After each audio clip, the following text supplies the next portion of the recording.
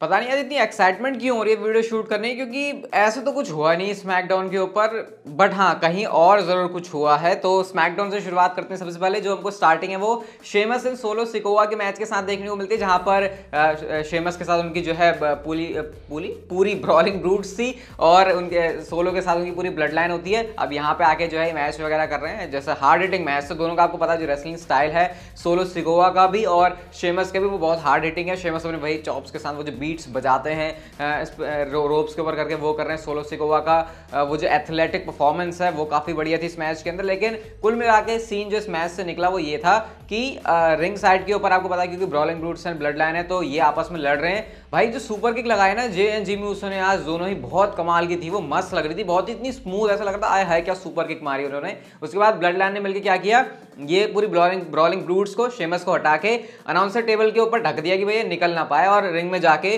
Solo Sikoa ने अपना spinning solo लगा दिया शेमस के ऊपर और इस तरीके से मैच के अंदर विक्ट्री हो जाती है सोलो सिकोवा की। लेकिन अभी ब्लड लाइन यहां पर नहीं रुकती है।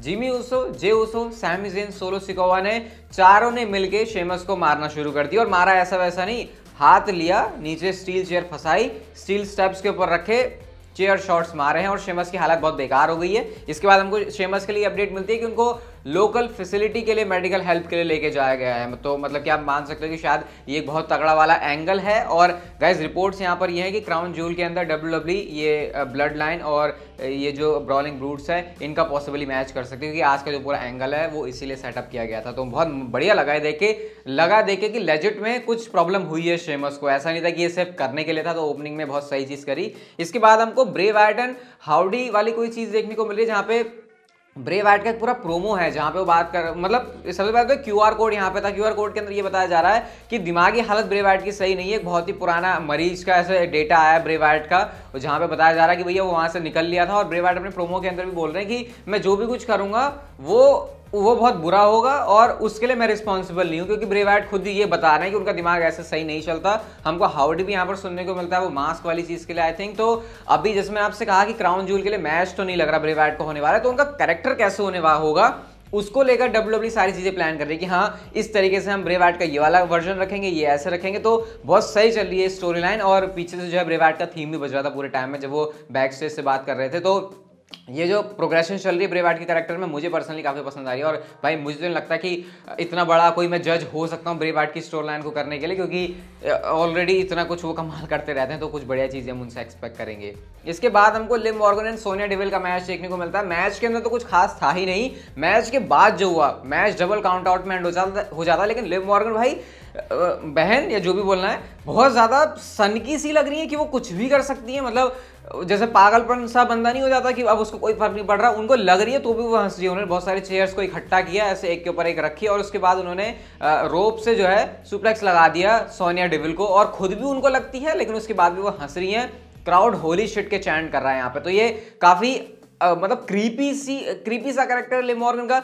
ये डेफिनेटली कुछ बहुत बढ़िया कर सकता है आने वाले टाइम में, क्योंकि हमने हमेशा ये तो देखा है कि फीमेल डिवीजन में बेबी फेस है, बहुत एक डोमिनेंट सुपरस्टार, लेकिन इस तरीके का देखा नहीं। और होता है तो वो बिल्कुल ही कचरा हो जाता है। लेकिन यहाँ से मुझे अभी काफी सही वाइब्स आ रही हैं और देखते हैं अब क्या लिव मॉर्गन क्या करती है। बाकी सोनिया डेविल की तो आज हालत उन्होंने बहुत ज्यादा खराब कर दी। इसके बाद गाइस हमको ब्रॉन स्ट्रोमैन देखने को मिलते हैं आज शो पर। WWE Omos and Braun Strowman का फेस टू फेस वाला सेगमेंट एडवर्टाइज कर रही थी। ब्रॉन स्ट्रोमैन ने ट्रैश टॉक की ओमोस के बारे में, कहते हैं कि तुमने मेरे बारे में जो भी कुछ बोला आके प्रूव कर दो। MVP आते हैं और MVP यहाँ पे आके वही बताते हैं कि तू कैसे नॉर्मल बंदा लगता है ब्रॉन स्ट्रोमैन, भले ही तू मॉन्स्टर ऑफ ऑल मॉन्स्टर्स है, लेकिन ओमोस के सामने तो कुछ भी नहीं है। ब्रॉन स्ट्रोमैन कहते हैं भाई इतना क्यों कर रहे हैं, प्रूव कर लेते हैं क्राउन ज्यूल के अंदर। तो यहाँ पे उन्होंने चैलेंज ऐसे फेंका उनकी तरफ और MVP ने उसको एक्सेप्ट भी कर लिया। और ओमोस एंड ब्रॉन स्ट्रोमैन का मैच क्राउन ज्यूल के अंदर आपको देखने को मिल जाएगा। अब MVP कहते हैं मैं अकेला नहीं आया हूं, मेरे साथ ओमोस भी है। ओमोस रिंग के अंदर आते हैं और एक्चुअल में जब सामने दिखे ब्रॉन स्ट्रोमैन ओमोस, और कहना चाहिए कि ब्रॉन स्ट्रोमैन नॉर्मल लग रहे थे। मतलब कि ओमोस, मतलब ऐसा लग रहा था कि हाँ दो रेसलर्स हैं। जैसे ओमोस बिल्कुल ही अलग ही लंबे लगते हैं, वैसा भी नहीं लग रहे थे, क्योंकि ब्रॉन स्ट्रोमैन की हाइट कोई छोटी नहीं है, लेकिन वो चिन पर आ रही थी। तो आप देख ही सकते हो ब्रॉन स्ट्रोमैन ऐसे ऊपर करके देख रहे थे। तो ब्रॉन स्ट्रोमैन को सब ऐसे देखते हैं और ब्रॉन स्ट्रोमैन ओमोस को ऐसे देख रहे हैं। तो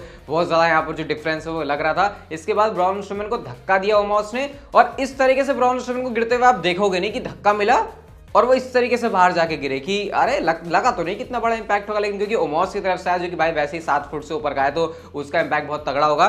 तो ब्रॉन स्ट्रोमैन इसके बाद हंस रहे थे और ओमोस गुस्से में थे और MVP उनको लेके जाते हैं वहां से। तो ये जो इनके बीच मैच होगा ना ब्रॉन स्ट्रोमैन और ओमोस के बीच, वो बहुत बढ़िया होगा क्योंकि मतलब दो इतने बड़े जायंट, और जब ये लड़ेंगे रिंग के अंदर, हमने यूजुअली इनको ऐसे गिरते पड़ते हुए देखा नहीं है, लेकिन एक दूसरे के साथ ऐसा करेंगे। अभी आपने ओमोस को नहीं देखा ब्रॉन स्ट्रोमैन जैसे उनको गिराने वाले हैं, तो वो भी अभी देखने के लिए बाकी है। लेकिन इनकी बिल्ड के लिए मैं इंटरेस्टेड हूँ, क्योंकि भले ही ये रेसलिंग मैच वैसा ना दें, लेकिन हाँ वो एक जो वैसे मैच की फील होती है ना कि हाँ धा धूई वाली मैच, वैसा मुझे लग रहा है। क्या बोला मैंने, लेकिन जो भी है ऐसा कुछ मैच आप एक्सपेक्ट कर सकते हो इनसे। और मैं पर्सनली इनकी फ्यूड के लिए बहुत ज़्यादा एक्साइटेड हूँ। डिसअपॉइंट कर सकती है बट क्योंकि साइज बड़ा है तो ठीक है, ऐसे यूनिक चीज़ है WWE के अंदर, तो उसको देखने में बहुत मजा आएगा। इसके बाद गाइस हमको ड्रू मैकिंटायर देखने को मिलते हैं बैक स्टेज से, और उन्होंने बताया कि कैसे कैरन क्रॉस के साथ जो उनका ये सब चल रहा है इसको पूरी तरीके से फिनिश करना चाहते हैं, और स्टील केज मैच होगा कैरन क्रॉस का against Drew McIntyre at WWE Crown Jewel. तो इसका मतलब कि ये जो स्टेक्स है WWE ने और बढ़ा दी है, क्योंकि एक मैच इनको ऑलरेडी हो चुका है स्ट्रैप मैच वाला, तो वो स्टिपुलेशन वाला था, दोबारा से करने बिना किसी स्टिपुलेशन के, तो सही स्टिपुलेशन है कि हाँ कोई भाग नहीं सकता कहीं से भी, और दोनों को लड़ना है बिल्कुल रिंग के अंदर ही और स्टील केज के अंदर ही। इसके बाद गाइस हमको अगला मैच देखने को मिलता है damage control versus Shotzi Blackheart and Raquel Rodriguez का। कुछ यहाँ पे खास बताने के लिए है नहीं, क्योंकि चैंपियनशिप ऑन द लाइन थी और डैमेज कंट्रोल ने सक्सेसफुली अपनी चैंपियनशिप को रिटेन कर लिया। इसके बाद अगला मैच आता है Rey Mysterio versus Ludwig Kjær के बीच में, और ये मैच इसीलिए था क्योंकि आपको पता है गंथर के साथ में उनका इंटरकॉन्टिनेंटल चैंपियनशिप के लिए मैच होना है, और यहाँ पे पता तो था कि रे मिस्टीरियो को मैच में विक्ट्री मिलने वाली है। रिंग साइड पर जो इंपीरियम है, मतलब कि जो गंथर हैं और विंची है, उनको इजेक्ट कर दिया, मतलब कि वो रिंग साइड के ऊपर अब आ नहीं सकते, और उसके बाद रे मिस्टीरियो ने एंड में 619 और स्प्लैश लगा के मैच में विक्ट्री ले ली, और बहुत अच्छा लग रहा है रे मिस्टीरियो को फिर से मोमेंटम पर देखते हुए। अचानक से जो डोमिनिक मिस्टीरियो के साथ से उनको अलग किया है, वो पहले तो लगा कि अरे ये बड़े बड़े अब्रप्टली WWE ने किया, बट आई थिंक जो भी किया सही किया है। शो के मेन इवेंट के अंदर हमको लोगन पॉल देखने को मिलते हैं। आज शो के ऊपर रोमन रेंस नहीं थे, लेकिन रोमन रेंस के बारे में भी बात करेंगे। तो लोगन पॉल यहाँ पे आके वही बता रहे हैं कि कैसे हर किसी ने जो है मुझे कहा है कि तू लाइफ में कुछ नहीं कर सकता, हमेशा हमेशा मुझे जो अंडरडॉग की तरह देखा जाता है, लेकिन आज देखो मैं कहाँ पे खड़ा हूँ, और रोमन रेंस के सामने मुझे अंडरडॉग ही कंसिडर कर रहे हैं। अब मैं आपको बताता हूँ, इससे पहले बैक स्टेज एक सेगमेंट होता है पूरी ब्लड लाइन का रोमन रेंस को हटा के, और बात हो रही है कि रोमन रेंस ने हमको कहा है कि कोई भी लोगन पॉल से इन्वॉल्व नहीं होगा, क्योंकि हम ये नहीं फील करवाना चाहते लोगन पॉल को कि किसी भी तरीके से वो हमको किसी भी तरीके की टेंशन दे रहा है, फिर हमारे हेड में है, हमारे दिमाग में चढ़ा हुआ है। लेकिन जे उसो ने वही किया, उन्होंने लोगन पॉल के ऊपर आकर अटैक कर दिया। लोगन पॉल के ऊपर अटैक भी ठीक ठाक कर दिया जे उसो ने, लेकिन फिर सैमी ज़ेन आते हैं और शायद उसकी वजह से थोड़े से जे उसो डिस्ट्रैक्ट हो। सैमी ज़ेन कह रहे भाई क्या कर रहा है, रोमन ने क्या कहा, ट्राइबल चीफ ने क्या कहा, मुझे पता नहीं है। अब जे उसो के ऊपर जो है वन लकी शॉट जो कह रहे हैं शायद वही लगाया उन्होंने, लेकिन ऐसा लकी शॉट अगर लगने वाला तो मुझे लगता है कि रोमन ने इसका कुछ उखड़ेगा, क्योंकि वो ना हेड पे था, ना वो चिन पे था, वो शोल्डर पे था।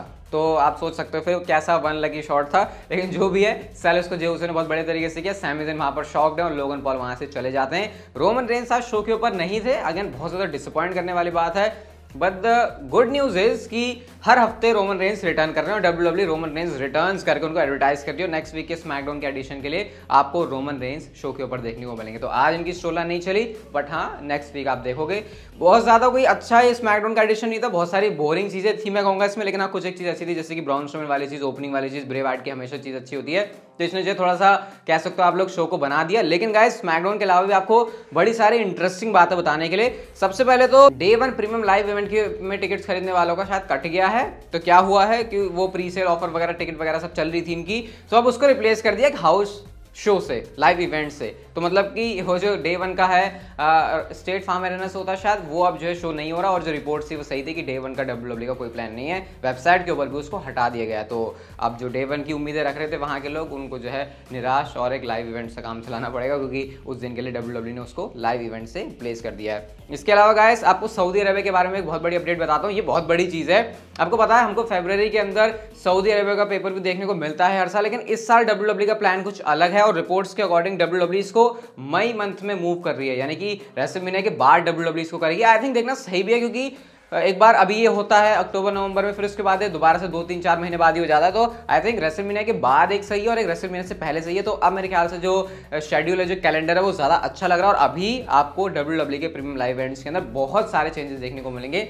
उसके लिए आपको जो है चैनल से चिपके रहना पड़ेगा, क्योंकि WWE आपको थोड़ी बाद में बताएगी। आपको जो पहले रूमर्स हैं वो रेसल ट्विटर पे देखने को मिल जाएंगे। चलो थोड़ी सी अपनी तारीफ कर दी। आज की नेक्स्ट एंड फाइनल स्टोरी की बात करते हैं, तो भाई CM पंक के बारे में एक बहुत बड़ी अपडेट है, बहुत बड़ी अपडेट है, मतलब बहुत बड़ी अपडेट है, स्पेशली अगर आप उनको WWE कंपनी के अंदर देखना चाहते हो। तो हुआ क्या, आपको बताइए कि कितना बड़ा पंगा हुआ ये AEW के मीडिया स्क्रम के अंदर, जब CM पंक ने क्या कुछ बोल दिया था। बैक से जाके इनकी लड़ाइयाँ हो रही है, ये प्रोफेशनल रेसलर्स है लेकिन बहुत ही अनप्रोफेशनल तरीके से बिहेव कर रहे हैं, इधर उधर फायर कर रहे हैं सुपरस्टार्स को। CM पंक के बारे में भी हमको ये अपडेट मिली थी कि AEW के साथ अब वो वापस नहीं आएंगे और AEW जो है बस उनको ऐसे चल भाई हो गया काम, वैसा CM पंक के साथ सीन है। तो रिपोर्ट ये है कि AEW जो है CM पंक का पूरा कॉन्ट्रैक्ट बाय आउट करेगी, ताकि जो उनके कॉन्ट्रैक्ट से रिलेटेड जो भी सालों का कॉन्ट्रैक्ट था वो सारा खत्म हो जाए, वो एंड हो जाए, CM पंक पूरे फ्री हो जाए, AEW भी CM पंक से पूरी फ्री हो जाए। और गाइस उससे बड़ी अपडेट ये है कि ट्रिपल एच इंटरेस्टेड हैं CM पंक के WWE रिटर्न के लिए। तो फिर गाइस ये हाईली एक्सपेक्टेड है कि आपको CM पंक AEW के साथ अपना सारा चक्कर खत्म करने के बाद WWE कंपनी के अंदर देखने को